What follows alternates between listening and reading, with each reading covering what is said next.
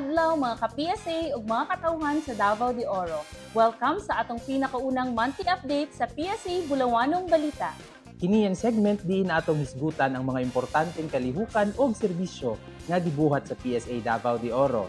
Ako si Christian. Ug ako si Myla. Ug karon ato nang tan-awon ang mga highlights sa Enero 2025. Para magsugod, atong hisgutan ang COSRCOV meeting nga gipahigayon ni adtong Enero 9.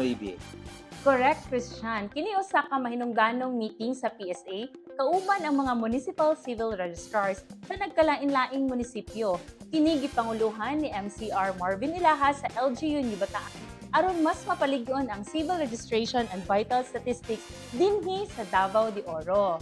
So, naghisgot ni sila sa mga paagi aron mapadali ug mas mapaayo ang birth, marriage ug death registration.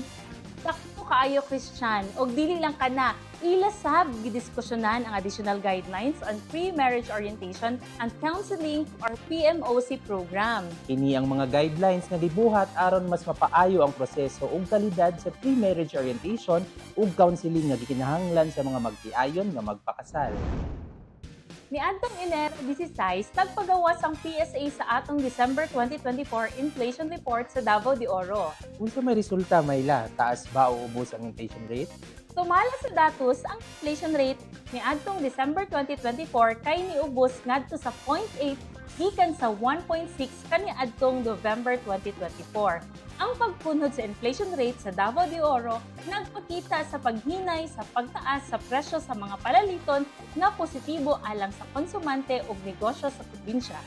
So, magtipid gihapon ta maski na mauna ang inflation rate kay mahal naman daan ang mga palaliton. Exactly, Christian. Mao nang importante ang impormasyon sa inflation aron matabangan ta sa atong pagdesisyon sa pagbudget.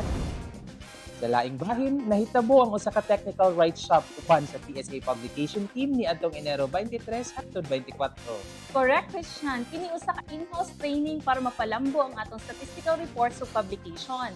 So sa ato pa ang PSA personnel nagkat-on kung paunsa paghimo og mas klaro, sakto ug informative nga reports. Sakto gyud. Kay kung sayon sabton ang datos, mas makatabang kini sa pagplano og desisyon sa katawhan. Napagid, Christian, ni Enero 28, atong gipahigayon ang unang regular meeting sa Provincial Statistics Committee. Importante gyud ni kay mao ni ang venue para hisgutan ang mga strategic plans sa statistics development sa probinsya. Karon pa lang, duha ka resolutions na ang naaprubahan sa komite.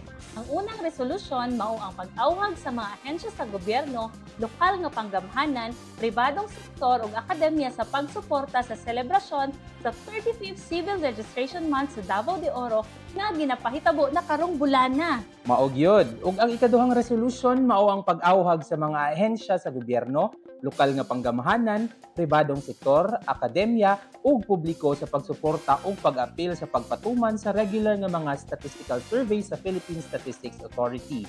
Sugod pa lang, klaro na nga produktibo ang tuig sa atong Provincial Statistics Committee.